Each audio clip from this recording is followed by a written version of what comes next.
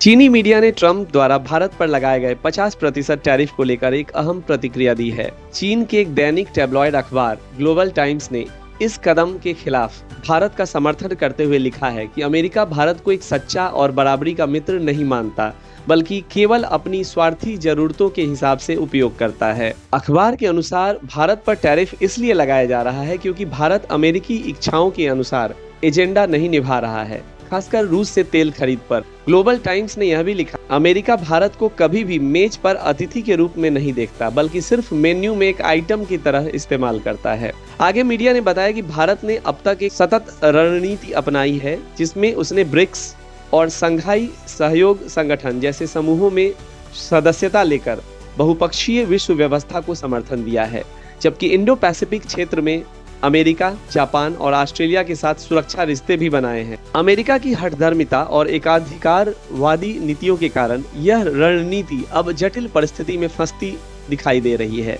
चीनी मीडिया के अनुसार भारत के लिए असली अवसर यह है कि वह अपने फैसलों पर कायम रहे और ऐसी विश्व व्यवस्था का समर्थन करे जहां शक्ति सभी देशों के बीच समान साझेदारी और समान लाभ पर आधारित हो, न कि केवल एक देश के दबाव पर। संक्षेप में, चीनी मीडिया इस टैरिफ विवाद को अमेरिका की एक तरफा सत्ता और दबाव के रूप में देख रही है और भारत के रुख को सम्मानित करते हुए उसे अपने स्वायत्त निर्णयों पर टिके रहने की सलाह दे रही है। यह प्रतिक्रिया स्पष्ट रूप से ट्रंप की टैरिफ नीति की आलोचना करते हुए भारत का पक्ष लेती नजर आ रही है। भारत द्वारा ट्रंप पर लगाए गए 50% टैरिफ का दीर्घकालिक प्रभाव कई स्तरों पर महत्वपूर्ण होगा, जो आर्थिक, व्यापारिक और रणनीतिक माहौल को प्रभावित करेगा। इससे भारत की निर्यात क्षमता पर असर पड़ेगा। भारतीय वस्त्र, आभूषण, लोहा, इस्पात, कृषि उत्पाद और अन्य वस्तुओं पर अमेरिकी बाजार में 50% टैरिफ से भारतीय निर्यात महंगा हो जाएगा। इससे भारत की अमेरिकी बाजार में प्रतिस्पर्धात्मक कमजोरी आ जाएगी। निर्यात में गिरावट आने की संभावना बढ़ेगी। लगभग 67% भारतीय निर्यात अमेरिकी बाजार में होता है। इसी वजह से भारत की कुल निर्यात आय में कमी आ सकती है।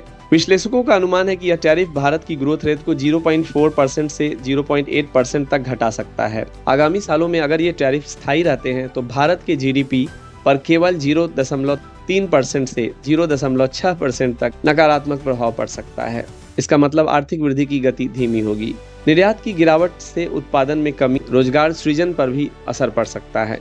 भारत को अपने पड़ोसी देशों जैसे वियतनाम, बांग्लादेश आदि से हारने का खतरा होगा, क्योंकि इन देशों को तुलनात्मक रूप से कम टैरिफ का सामना करना पड़ेगा। इससे भारतीय उत्पादों का बाजार हिस्सा कम हो सकता है और विदेशी निवेश की गति भी प्रभावित हो सकती है। निर्यात की कमी से संबंधित उद्योगों को कारोबार में घाटा उठाना पड़ सकता है, जो नौकरी के अवसरों को प्रभावित करेगा। कुछ क्षेत्रों में उत्पादन कटौती हो सकती है, जिससे आर्थिक गतिविधि मंद हो सकती है। भारत यूएस के बीच व्यापार वार्ता बिगड़ सकती है, जिससे रणनीतिक सहयोग पर भी विपरीत प्रभाव पड़ सकता है। भारत अपनी नीतियों पर मजबूती से टिके रहने का संकेत दे रहा है, खासकर कृषि, डेयरी और जीएम खाद्य पदार्थों पर अपनी सीमाएं तय रखेगा।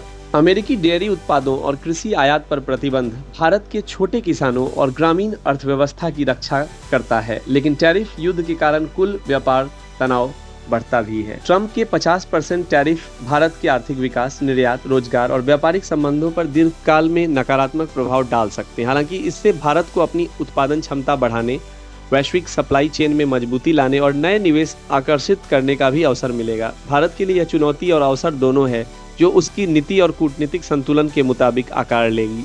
यदि ये टैरिफ लंबे समय तक बने रहते हैं तो भारत को अपनी निर्यात नीतियों को तेजी से सुधार करना होगा और वैकल्पिक बाजारों और उत्पादन डेस्टिनेशंस को ढूंढना होगा, ताकि आर्थिक स्थिरता बनी रहे। इस प्रकार यह टैरिफ दो देशों के बीच संबंधों में तनाव के साथ साथ भारत की आर्थिक यात्रा में नए मोड़ भी ला सकता है। रूसी राष्ट्रपति व्लादिमीर पुतिन इस साल भारत का दौरा करने वाले हैं। जैसा कि भारत के राष्ट्रीय सुरक्षा सलाहकार एनएसए अजीत डोभाल ने हाल ही में मॉस्को में कहा है, पुतिन की यह यात्रा 2025 के अंत तक होने की संभावना है, जो रूस यूक्रेन युद्ध के बाद उनकी पहली भारत यात्रा होगी। अजीत डोभाल ने कहा है कि यात्रा की तारीखें लगभग तय हो चुकी हैं और भारत इस दौरे को लेकर काफी उत्साहित है। यह दौरा उस समय आ रहा है जब भारत और अमेरिका के बीच रूस से तेल खरीद को लेकर तनाव बढ़ा हुआ है। रिजर्व बैंक ऑफ इंडिया ने रेपो रेट को 5.5% पर स्थिर रखा है। त्योहारों के मौसम में आर्थिक और ऋण स्थिरता सुनिश्चित करने के लिए यह फैसला लिया गया है। आरबीआई ने मौद्रिक नीति में कोई बदलाव नहीं किया है और तटस्थ रुख बनाए रखा है। दक्षिण भारतीय फिल्म अभिनेत्री श्वेता मेनन के खिलाफ हाल ही में एर्नाकुलम यानी केरल की सेंट्रल पुलिस ने अश्लीलता फैलाने के आरोप में केस दर्ज किया है। उनके ऊपर आरोप है कि उन्होंने कुछ फिल्मों और विज्ञापनों में आपत्तिजनक अश्लील दृश्य किए, जिन्हें बाद में सोशल मीडिया और एडल्ट वेबसाइट्स के माध्यम से प्रसारित किया गया और इससे उन्हें आर्थिक लाभ मिला। एक सामाजिक कार्यकर्ता मार्टिन मेनाचेरी ने शिकायत दर्ज की, जिसमें आरोप लगाया गया था श्वेता मेनन ने रति निर्वेदम, पलेडी मणिक्यम, एक मिडनाइट मर्डर मिस्ट्री और कल्ली मन्नू जैसी फिल्मों में बोल्ड और अश्लील किरदार किए और एक कंडोम विज्ञापन में भी काम किया। शिकायत में दावा किया गया कि इन फिल्मों के दृश्य सोशल मीडिया और पोर्न वेबसाइट्स पर सर्कुलेट किए जा रहे हैं, जिससे समाज में गलत प्रभाव पड़ रहा है। पुलिस ने सूचना प्रौद्योगिकी अधिनियम आईटी एक्ट और अश्लीलता निषेध अधिनियम प्रोहिबिशन ऑफ ऑब्सिनिटी एक्ट के तहत एफआईआर दर्ज की है। यह मुकदमा कोर्ट के निर्देश पर दर्ज हुआ, जबकि शुरुआत में पुलिस ने एक्टिविस्ट की शिकायत पर कोई कार्रवाई नहीं की थी। श्वेता मेनन की तरफ से अभी कोई आधिकारिक बयान नहीं आया है। कलिमन्नू के डायरेक्टर ब्लेसी ने कहा, यह एक षड्यंत्र हो सकता है क्योंकि ये फिल्में पहले से ही सेंसर बोर्ड द्वारा स्वीकृत हैं और इनको भारत में बैन नहीं किया गया है। कानूनी विशेषज्ञों का मानना है कि श्वेता की फिल्मों को सेंसर बोर्ड की मंजूरी मिली हुई है, इसलिए उन पर लगे आरोपों को कानूनी तौर पर खारिज किए जाने की पूरी संभावना है। यह मामला विशेष रूप से तब सामने आया है जब Shweta Menon AMMA association of Malayalam movie artist अध्यक्ष पद के चुनाव में उम्मीदवार हैं, जिससे विवाद को राजनीतिक रंग भी मिल रहा है। श्वेता मेनन पे यह आरोप है कि उन्होंने आर्थिक लाभ के लिए फिल्मों और विज्ञापनों में अश्लीलता दिखाई और यह सामग्री बाद में सोशल मीडिया और एडल्ट साइट पर प्रसारित हुई। हालांकि फिल्में सेंसर बोर्ड से स्वीकृत हैं और कानूनी विशेषज्ञ इस मामले को कमजोर मान रहे हैं। अभी अभिनेत्री या उनकी टीम की ओर से कोई प्रतिक्रिया नहीं आई है। कन्नड़ फिल्म इंडस्ट्री के चर्चित युवा एक्टर संतोष बलराज का 34 वर्ष की उम्र में निधन हो गया है। वे पिछले कई हफ्तों से पीलिया जॉन्डिस की जटिलता के चलते बेंगलुरु के अपोलो अस्पताल में इलाज करा रहे थे। शुरुआत में उनकी स्थिति में थोड़ा सुधार हुआ, पर आगे सेहत अचानक बिगड़ गई, जिससे उन्हें दोबारा भर्ती करना पड़ा। बाद में वे कोमा में चले गए और 5 अगस्त 2025 की सुबह करीब 9:30 बजे आईसीयू में उन्होंने आखिरी सांस ली। डॉक्टरों का कहना है कि पीलिया की वजह से उनका लीवर और किडनी दोनों फेल हो गए थे, जिस कारण उनकी मौत हो गई। संतोष बालराज ने 2009 में केम्पा फिल्म में डेब्यू किया था। कर्णा 2, गणपा सहित कई कन्नड़ फिल्मों में अपनी दमदार एक्टिंग के लिए उन्होंने खूब तारीफें बटोरी थी। खासकर कर्णा 2 में उनका किरदार बहुत चर्चित हुआ था। संतोष के पिता प्रसिद्ध कन्नड़ फिल्म निर्माता अनेकल बालराज, उन्होंने ही संतोष को फिल्मों में लॉन्च किया था और उनकी कई हिट फिल्मों के निर्माता थे। परिवार में यह दूसरी बड़ी त्रासदी है क्योंकि संतोष के पिता अनेकल बालराज का भी 3 साल पहले एक सड़क हादसे में निधन हो गया था। उन्हें तेज रफ्तार बाइक ने टक्कर मारी थी, जिससे उन्हें गंभीर सिर में चोट आई थी। संतोष बालराज अविवाहित थे और अपने माता के साथ ही रहते थे। उनके अचानक निधन से कन्नड़ फिल्म जगत और फैंस सदमे में है। उनका कैरियर और जीवन दोनों ही पिता के साथ जुड़ा रहा। दोनों की मौत एक परिवार के लिए बेहद दर्दनाक साबित हुई। उनकी अकस्मात मौत से कन्नड़ फिल्म इंडस्ट्री और प्रशंसकों में शोक की लहर है। धनुष और मृणाल ठाकुर के रिश्ते को लेकर अफवाहें लंबे समय से चल रही थी, लेकिन अब मीडिया रिपोर्ट्स और सूत्रों के हवाले से यह बात कंफर्म हो गई है कि दोनों एक दूसरे को डेट कर रहे हैं। हालांकि दोनों ने सार्वजनिक रूप से इस रिश्ते को स्वीकार नहीं किया है, लेकिन इनकी नज़दीकियां और एक दूसरे के साथ अक्सर देखे जाने से चर्चा तेज हो गई थी। सूत्रों के अनुसार हाँ सच है, धनुष और मृणाल ठाकुर एक दूसरे को डेट कर रहे हैं, लेकिन यह रिश्ता अभी नया है और दोनों इसे मीडिया या आम जनता के सामने लाना नहीं चाहते। उनके करीबी बताते हैं कि दोनों न तो इसे छुपा रहे हैं और न ही जरूरत से ज्यादा लाइमलाइट में लाना चाहते हैं। माना जा रहा है कि मृणाल ठाकुर की साउथ फिल्म इंडस्ट्री में बढ़ती व्यस्तता के कारण ही इनकी मुलाकात अधिक हुई और इसी दौरान दोनों के बीच बॉन्डिंग बढ़ी। बताया जाता है दोनों की पहली मुलाकात साउथ भारत में किसी इवेंट के दौरान हुई थी, जहां उनकी दोस्ती गहरी हुई और अब वह एक रिलेशनशिप में है। रिश्ता बहुत नया होने के कारण फिलहाल दोनों इसे लो रखना चाहते हैं, थोड़ा सा हाइड भी करना चाहते हैं। इसके बावजूद दोनों को कई बार साथ में इवेंट्स, फिल्म स्क्रीनिंग और मृणाल के बर्थडे पार्टी जैसे जगहों पर स्पॉट किया गया। यहाँ तक कि मृणाल ने सोशल मीडिया पर धनुष की दोनों बहनों को फॉलो किया और दोनों बहनों ने भी उन्हें फॉलो बैक दिया था, जिससे लोगों का शक और मजबूत हो गया था कि मृणाल को धनुष ने शायद अपने परिवार से भी मिलवा दिया है। दोनों के दोस्तों का भी कहना है कि वे एक दूसरे के स्वभाव, सोच और वैल्यूज में खूब मेल खाते हैं, इसलिए करीबियां तेजी से बढ़ी। लेकिन दोनों जल्दबाजी में कुछ भी आधिकारिक घोषणा करने के बजाय अपनी दोस्ती और रिश्ते को आराम से बढ़ने देना चाहते हैं।